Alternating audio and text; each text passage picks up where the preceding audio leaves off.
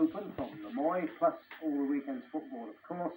That's all next week. Until then, bye-bye.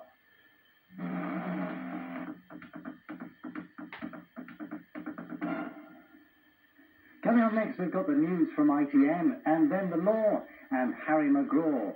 Old heroes never die, but do they lie? We'll find out after the news. Actually, it's the detective who sounds and looks more like a criminal than a crim.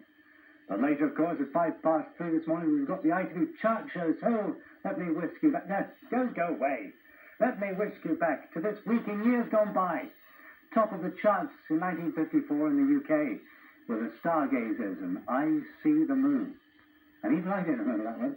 In the US, it was Perry Como with Wanted.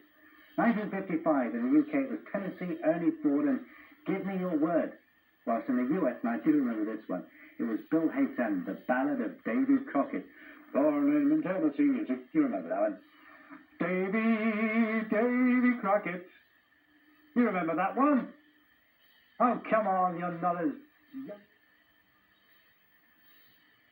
You can't rely on notes from banks. Files don't work, you're only frank. Flexibility, more plastic easy. Does you don't take access.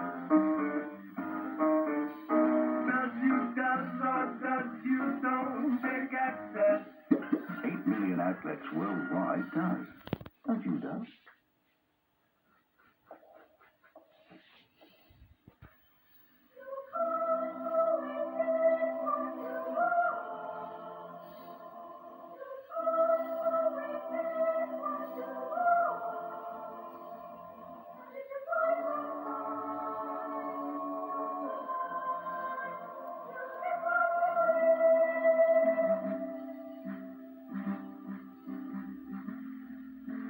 If you're looking for a guide to help explain the mysteries of life, pensions, investments, life assurance, you'll find the Allied Dunbar woman is worth her weight in gold.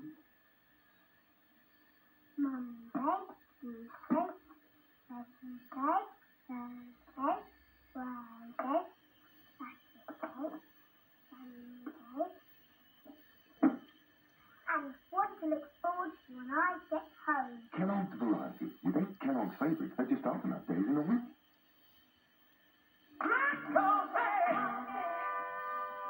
It's my name.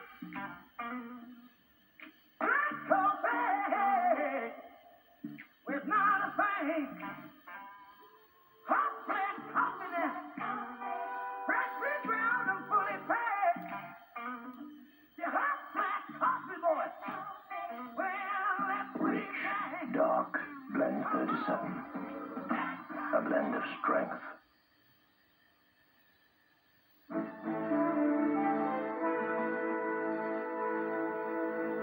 You got it right. This is Anglo Television with the latest news from ITM.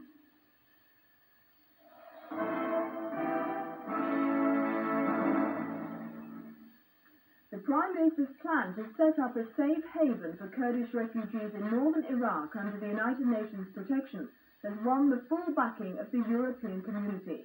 The United Nations Secretary-General said it would be difficult but not impossible. Mr. Major said the first step in his two-stage plan would be to bring the refugees down from the mountains to temporary sanctuary on the plain. The second would be to return them to their homes in safety. But he said he wasn't talking about the partition of Iraq. What we're actually seeking to do is provide what is a safe haven. We're not dividing the country in the sense that one talks of as a partition into two particular halves. That is not what we're seeking to do. Now, the moment it is clear that the Iraqis are no longer going to persecute the Kurds and the other refugees, and that we are absolutely clear beyond a doubt that that is the case, then there would be no more need for a safe haven. The American Secretary of State, James Baker, has seen for himself the conditions endured by the refugees. He called their plight a crime against humanity. Arriving at the camp at Kokuja, his first words were predictable enough. It's really, I think, quite a tragedy. He seemed stunned, unable at first to take in the enormity. Whoever had briefed him had quite obviously understated the scale of it all. He saw the hundreds of thousands spread across the mountain slopes. The numbers double daily, and there is no let-up. The Turkish government has been as generous as they can be.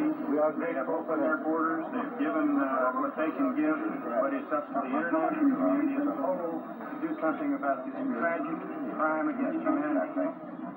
Mr. Baker, the eyes and ears of President Bush can now be under no illusions. The worst is not over. It's still the beginning, and things are rapidly getting out of hand. 2 American astronauts returned to their space shuttle a short time ago after a 6-hour walk in space.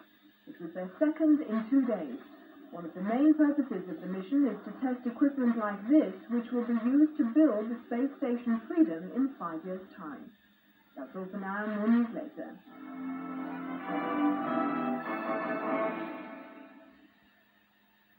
We'll be going back to Brenda Rowe and ITN.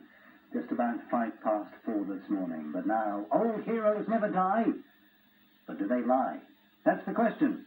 Sir Harry McGraw.